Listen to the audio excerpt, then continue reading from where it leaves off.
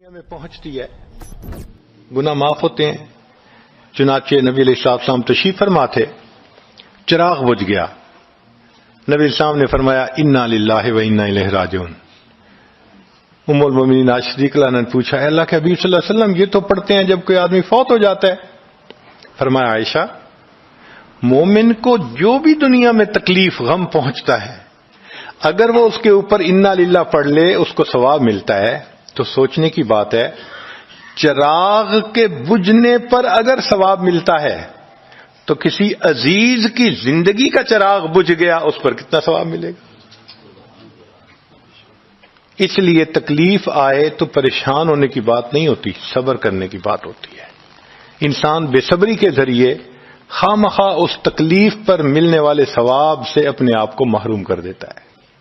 بے صبری سے تکلیف ختم نہیں ہوتی, ثواب ملنا بند ہو جاتا ہے. تو بے صبری کا کیا فائدہ؟ اور ہو سکتا ہے کہ یہ مصیبت جو آئی یہ بندے نے خود مانگی ہو. یہ بھی عجیب بات ہے. آپ کہیں گے جی کوئی بندہ مصیبت تو نہیں مانگتا. ہاں ہو سکتا ہے مانگی ہو. کیسے کہ دعا مانگی اللہ مجھے قیامت کے دن میرے محبوب صلی اللہ علیہ وسلم کے ہاتھوں حوض کوثر کا جام عطا کر دینا. اللہ نے دعا قبول کر لی. عمل تو ہے نہیں کہ یہ نعمت نصیب ہو. تو اب کیسے ملے گا؟ اللہ تعالی بیماری مصیبت پریشانی کچھ اس کے اوپر بھیج دیتے ہیں. اگر یہ بندہ اس پر صبر کر لیتا ہے اس کو بہانہ بنا کر اللہ اس کو وہ نعمت عطا فرما دیتے ہیں. چنانچہ ایک بزرگ تھے 70s میں تھے, بیوی بھی اسی طرح بہت نیک تھی.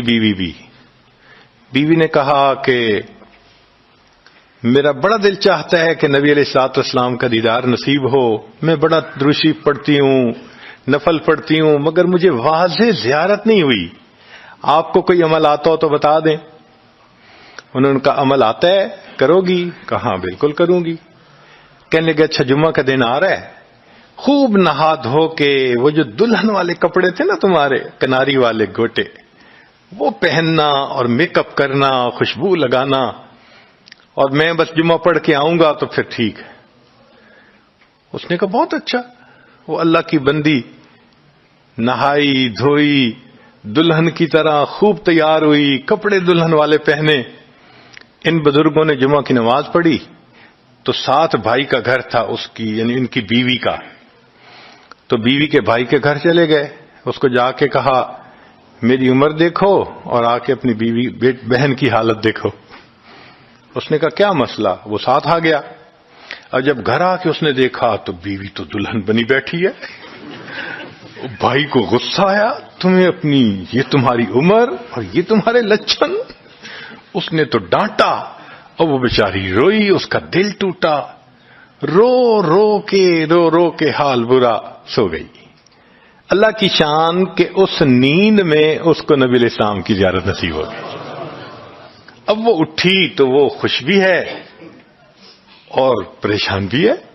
خوش اس بات پہ کہ زیارت ہو گئی, اور پریشان اس بات پہ کہ میاں نے کیا کیا, خود کہا دلہن بنو اور خود بھائی سے مجھے ڈانٹ پڑوا دی. تو پھر اس نے پوچھا کہ آپ نے ایسا کیوں کیا؟ انہوں نے کہا دیکھو میں تمہاری زندگی کو قریب سے جانتا ہوں, میں نے تمہیں اتنا پیار محبت سے رکھا ہے کہ تمہیں زندگی کے کوئی تکلیف نہیں پہنچنے دی میں نے. تم نے عبادت کی انتہا کی ہے, مگر کچھ نعمتیں ہوتی ہیں جو دل ٹوٹنے پہ ملتی ہیں. تو تمہارا تو کبھی دل ٹوٹا نہیں, تو میں نے ایک بہانہ بنایا کہ تمہیں کہا دلہن بنو, بھائی کو شکایت لگا دی, اس نے ڈانٹ پلا دی, تمہارا دل ٹوٹا, اللہ کو رحم آ گیا.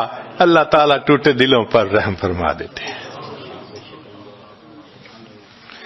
تو ممکن ہے کہ یہ مصیبت یہ پریشانی اللہ کی طرف سے ہمارے لیے انعام کا سبب بن کے آئی ہو.